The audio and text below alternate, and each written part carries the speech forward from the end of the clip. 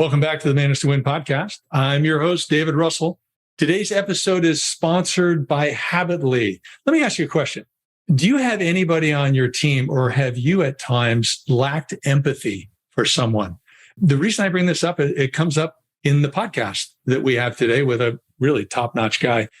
But when you lack empathy, you don't listen to people as well as you could.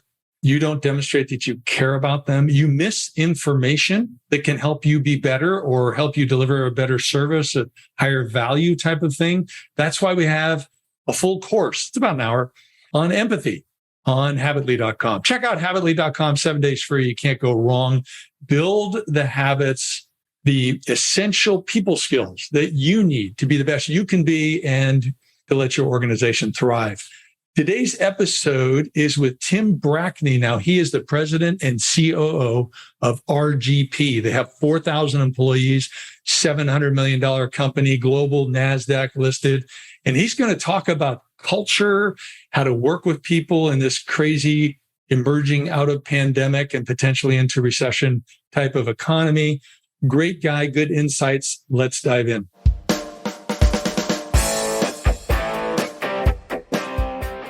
Tim, really great to have you on the show. You are president and COO of a very large organization that's dealing with a lot of important things to our listeners. So can you please introduce yourself, tell our people about your background and what you're focusing on now? Sure. David, thanks for having me on. Yeah, I'm president and chief operating officer at RGP. We're a project execution firm that spun out of Deloitte 25 years ago. And we help companies execute their hardest initiatives by actually going in there and doing the work. So excited to talk about that. One other thing that I'll note is in this world that we're in, kind of the gig economy, for professional services, we feel like we've pioneered the gig model for professional services. We can talk a little more about that later. Yeah. I mean, that sounds interesting. This whole project execution thing. I mean, you would think larger companies or even mid-sized companies have plenty of people to do the projects. How come they have to bring your expertise in? Yeah, it's interesting. It's kind of a different way to skin the cat, so to speak, right? And I think that the traditional way of thinking about how to get things done from an initiative perspective was always to hire a pretty large workforce and then deploy them on things as they came up. And, if you go back 10, 15 years ago, particularly in Silicon Valley and the technology centers, companies started to think about this a little bit differently.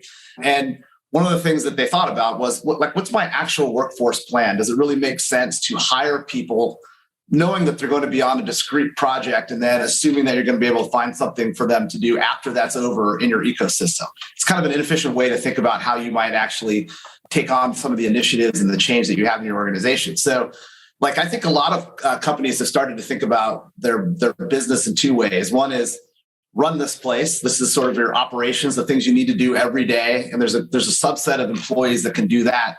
And then there's change this place. And these are the things that are initiatives that could have a discrete beginning or end, or they're longer currents or threads that run through your business and where you're going to have to, outside of the normal course of business, figure out ways to change. And they get carved up into projects or initiatives that companies need help with.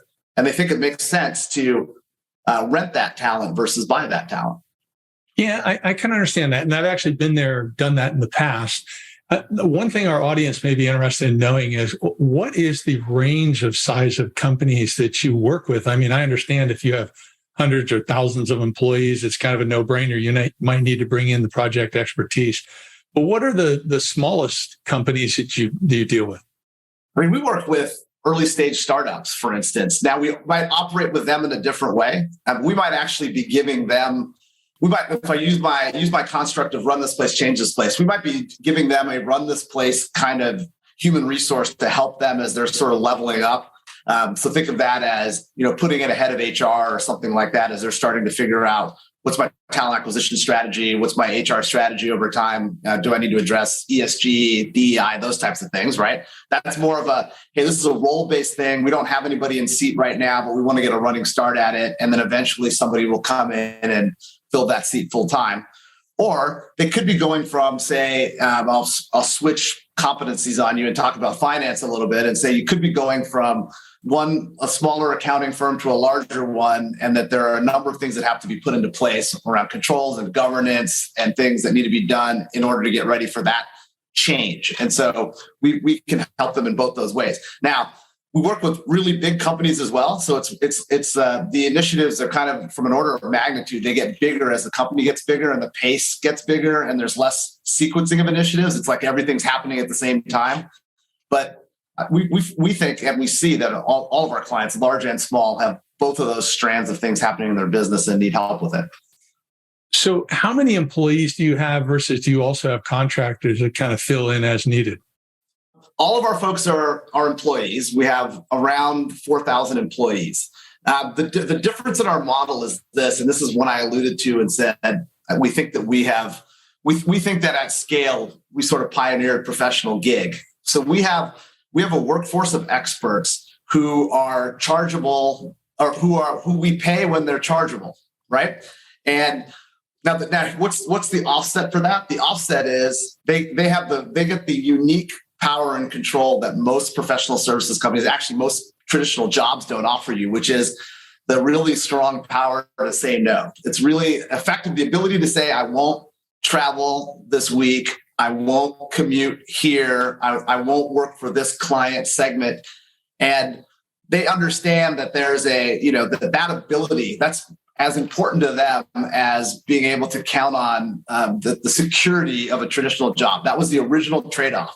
What we found over time is that we're able to keep people as busy as they want to be, and they don't relinquish that ability to say no, that power to say no. And so to me, those opposing forces of control, but also having all the aspects of traditional employment benefits, safety net, everything else, they're sort of antithetical forces, if you think about it, but we figured out a way to just kind of square that circle and keep people as busy as they want to be.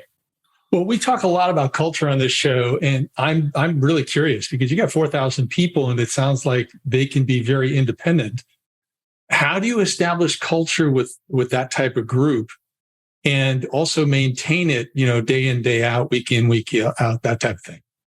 Yeah, I mean it's very human centric right now, and what I mean by that is I kind of think about it as it's kind of like a bear hug. That's the term I've used, right? So we engage through many different modalities, but a lot of, whether it's through the pandemic, it was a lot of video conferencing. But now as we've kind of come out of it a little bit, we've gone back to being able to make sure that people are plugged into communities, and those communities are geographic, they're by competency, and then we have folks whose roles are to basically kind of build and maintain communities. And so whether it's in the third dimension or whether it's, through a medium like this, we make sure that we stay really connected and know our folks so that we can give them a strong experience. What I would tell you is that one of the things that I don't think you can ever work on enough is workplace and employee experience. So we will continue to do that. That is to build people's connection to our community and our purpose, and also to get to know them well enough so that we can anticipate ahead what kind of improvements we can make to their portfolio of experience. It's interesting. And when you've got people spread out like that, you're definitely dialed into all the hard technical skills. I'm a little biased on the other side of that, the people skills side, because we have a site called Habitly where we teach soft skills. But how do you train, reinforce, the soft skills side, or even identify where those gaps are, and then, put them on some type of path where they can improve and develop better habits? That is a great question, and I think there's, personally, I think there's kind of a nature nurture piece to this too, right? I think fundamentally some people have certain soft skills that they've always had as sort of a part of their genetic being. And then there are ways to influence some of the things where people have gaps where maybe they don't have some of these things more naturally. And, I would tell you a couple things. One, I think all soft skills really come from, I think empathy is the base for all of that. It's sort of the ability to be really aware and kind of understand and put yourself in somebody else's shoes. And if you're empathetic in some ways, that's going to force you to be a better listener and a better communicator and be more transparent. And so being empathic is not one of those things where I think some people have it more naturally. They're more naturally self-aware. But how do we train people? We train people by there's a couple of ways. One is we test levels of engagement just to make sure and so we're regularly asking constituencies if they're getting what they want and asking them kind of what their level of engagement is with the rest of their community and with leadership. I think that's one thing. The other thing is, and I really learned this through the pandemic, it's just kind of the power of transparency, which is always having forums through which you can communicate with large groups of people and allowing open feedback and dialogue in those moments. And what we found is that really does help to connect people, even in a distributed workforce. They feel like they have multiple avenues through which they're connected to the mothership and don't feel like they're out on an island. But at the end of the day, I'll say this: being a good listener and being able to communicate after listening to what somebody else is feeding to you I think is just such a key skill. And when you're jumping from Zoom call to Zoom call to Zoom call, sometimes that doesn't play out. But we really focus on, especially in leadership, to make sure that we are taking in as much feedback as possible and actually digesting it versus just giving a nod to it. Yeah, of course. I love the fact you brought up empathy. We actually have a course on empathy in Habitly. And I think it is in this culture of comparison that the media drives us to so much, where we're comparing ourselves to one another and negatively judging each other to make ourselves feel better and whatever some bad habits can develop. When you talk about the transparency piece, obviously that needs to be a safe environment for people to be transparent. I mean, how many people are typically in those discussions, and what types of things come up that maybe not you, because you seem like you're real fluid and easy, and you can kind of take things in even when they're rough. But what type of rough things might come up where the leader has to kind of catch themselves and not react to protect or defend, but maybe ask more questions to kind of peel that back of what do you mean by that, and that type of thing? Yeah, I mean, it's a whole range of things. And I really think the last couple of years, there were all kinds of topics that may have been, I don't know, out of bounds or taboo or not brought up in public forum that were brought up. But let me address the first part of your question first, which is we have kind of all kinds of forums. We do a lot of one-on-one. I think that's really important, especially with your direct team. But we have a lot of opportunities where we're doing small group breakouts, either by function or by engagement team or other things where we're pulsing each other and making it. It's usually in those smaller groups and certainly in the one-on-one where you can really get really direct feedback and people's defense mechanisms are down and that type of a thing. But even in larger town halls that we've done, if you think about some of the things that occurred over the last few years, whether it was social justice issues or just issues around the pandemic and just things that we as a body collective went through, I think we all had to learn that more and more things that are in the public arena in our lives, especially, I'm coming to you from home, right? Like professional and personal are blending together, and they were blending together on the professional front. It wasn't just, seeing my son run in here and ask for something while I'm on a call, right? It's wow, I'm dealing with some things right now, and how can you help me with it? There were a lot of things around mental health and stress and burnout and things like that, which I think in the past, people kind of gave lip service to, or at most they came out in a one-on-one. And we were finding people being very open in larger forums, talking about things and asking, like, what are you doing about that for us? And those were really good questions because they spurred action in ways that maybe wouldn't have happened otherwise. And I think there was a lot of courage demonstrated by people to bring up things around things that they were dealing with, and it emboldened others too. So I feel like one of the silver linings out of the pandemic is that we got a lot more truth telling. And as leaders, we had to get better at not immediately being defensive, because I found that some of the things people were bringing up, I'm like, well, that rings true for me also, right? So this dialogue that occurred, it's much broader, it's much more open. And in some ways it allowed us to trust each other better. So that's been an advantage.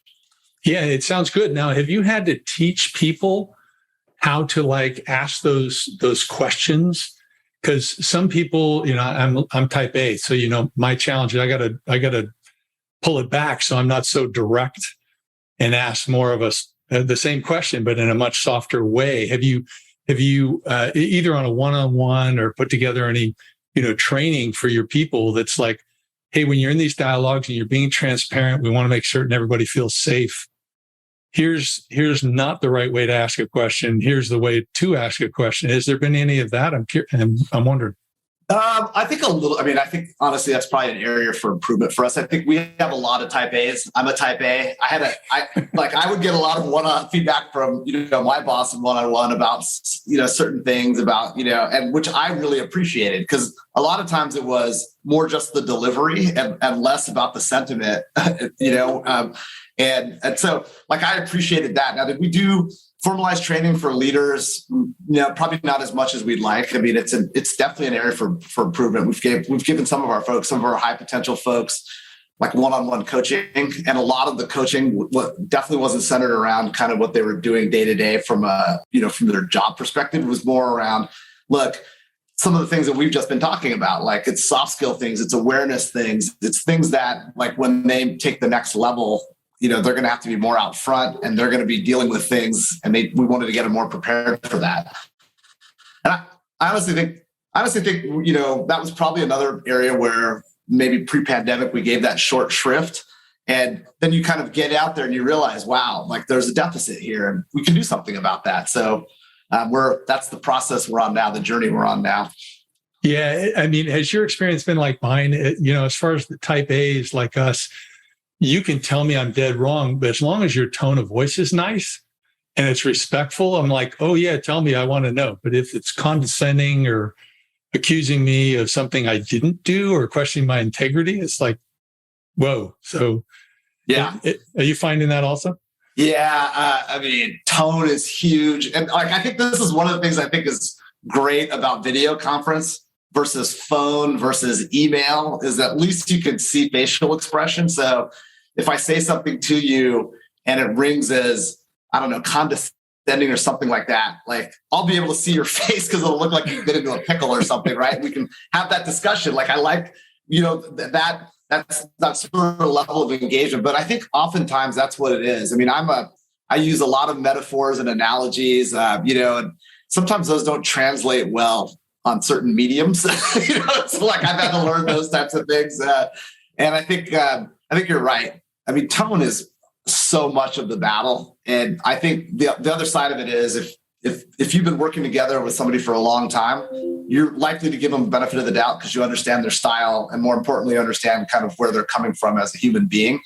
We hired a lot of people in the pandemic who nobody had met in person and they were new. And so that was one of the things that we really had to teach people. It's like, you got to remember how you're coming across to people who don't really know you that well yet, and I think that was a big adjustment for all of us. Yeah. And so you guys are really, on the cusp of all the things that are happening with employee engagement and also compensation. So, I mean, and it sounds like you've got a very unique compensation model because you're kind of operating as a company with employees, but it's kind of a gig company. Uh-huh. So can you talk to me about what you're finding is most attractive to employees these days as far as compensation and how you're balancing you're being paid to fill the seat, even remotely, versus you're being paid based on performance? Yeah, well, I would tell you, we still pay based on performance, because if you don't perform, then you won't be able to kind of stay on that project, whether it's a run this place or change this place. But I take your point. Let me just say this.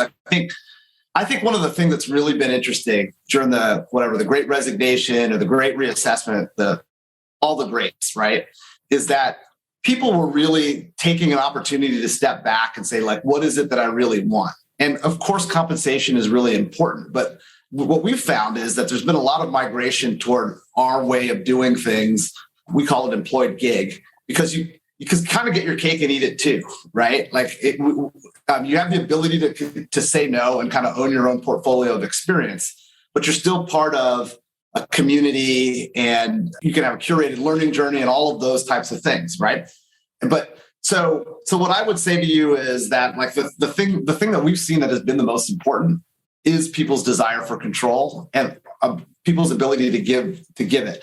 And I think that if you look at traditional, I'll just use consulting as an example. Some of the larger firms have now come out and said, hey, we're spending a bunch of money on employee experience. And what they're trying to do is in your first few years, give you an opportunity to have more control as to kind of where you go in their pyramid. But at the end of the day, you're still in the pyramid. So you don't really actually get control. And so that ability to kind of direct where you're going and what you want to do and get paid for it and get paid every hour for it, it's a really powerful combination that we're seeing out there. So it's we see more people migrating toward our platform than from it. Can you dive in with some specifics? Like give me a generic role, whether it's a project manager or somebody else. Here's how it works. It sounds like you've got kind of a base pay plus performance based on how many hours you bill or something, but can you give us the specifics in an example? No, I mean, we pay almost all of our people on an hourly basis. So you get paid for every hour you work. That's also something that's a powerful thing, right? And, and which includes, premiums for working overtime, right? Like, and so if you think about that in a traditional job, it's just sort of work. It's like, so there's some people who are working 2,000 hours a year. There's some people working 5, right? And for us, it's like, how do we pay you for all the time that you're actually contributing toward a client. And if you're a project manager and you're working on a 6-month project, we're paying you in, 40-hour blocks and for every hour you work, and then premiums for overtime. And so I think people really like that. If you come out of consulting like I did, if you actually went back and did the calculation of your wage per hour, your wage per hour is actually pretty low, and you're not getting paid for every hour, obviously. So I think there's a combination of control and getting paid for every hour, being part of community has been a really good combination for folks. And how do you balance that where they're on the team as an employee? They're kind of like on the bench on the basketball team. They're on the bench, they're there. But if they're not getting enough billable hours, and either it's not working out for you, the finances, or it's not working out for them, how do you kind of monitor that, manage that? Oh, I mean, I would say that's kind of part of our superpower is a couple of things. One is knowing the things that our client base wants and that we specialize in, whether it's finance or supply chain or general project management or digital or workplace experience, those types of things, and making sure that those are the kinds of skill sets that we're in the market for. And then making sure that there's a match culturally, like they really want this combination of having control, like they really want that piece of our model, because that's really key for people who come on board with us. If we have those two things, I feel comfortable telling anybody that we'll keep them as busy as they want to be. And that means different things for different people. Some people want 2,500 billable hours a year, and some people want to take the summer off every year. Some people want to take just this summer off to scale Kilimanjaro. Our ability to kind of manage those things and manage, think of it almost as a supply chain of opportunity for them, and matching that to what our clients need is part of what we do and offer. So one of your superpowers is that in the hiring process, you're kind of looking to match their dreams with your model. Correct.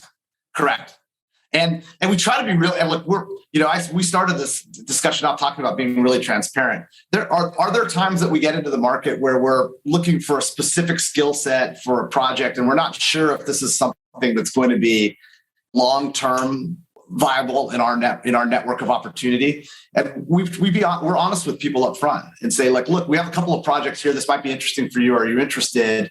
But we don't have a ton of demand long-term for it. We have a small sliver of those types of conversations. The vast majority is we're sticking to our knitting. We know what our clients want, what our clients and our prospects want. And we know that they have the skill set. Now the question is, do they want to work? Do they want to, dare to work in a different way, right? And that's where the discussion starts. And I would tell you, I've been here a long time. Those discussions are totally different from what they were, even a decade ago to what they are now. There's a lot more people who are coming our way versus us trying to convince them.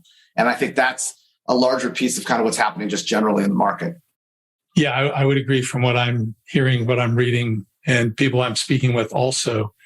And one of the reasons we don't have enough people in the restaurant industry anymore, because they finally thought about it and said, I don't want to work these hours and I don't want to be abused by people that come in here and blah, blah, blah. So, Tim, it sounds like you're doing some radical things with the organization. Congratulations on your success. You guys are growing at a great rate. If people want to learn more about what you're doing, where would they go? How would they do that? Go to our website, www.rgp.com. And there's a lot of good information on there. Can direct you to specific case studies and other things. And there's plenty of contact information there too, if they want to hear directly from myself or others in our organization. But would be happy to do that. Super. Well, thank you so much for being on the show. It's been great. Enjoyed it, David. Thanks for having me. Thanks for tuning in today. If you liked the episode with Tim, please subscribe. Leave us a comment or a rating. We'd love to hear from you. And stay tuned in. I've got more great guests coming.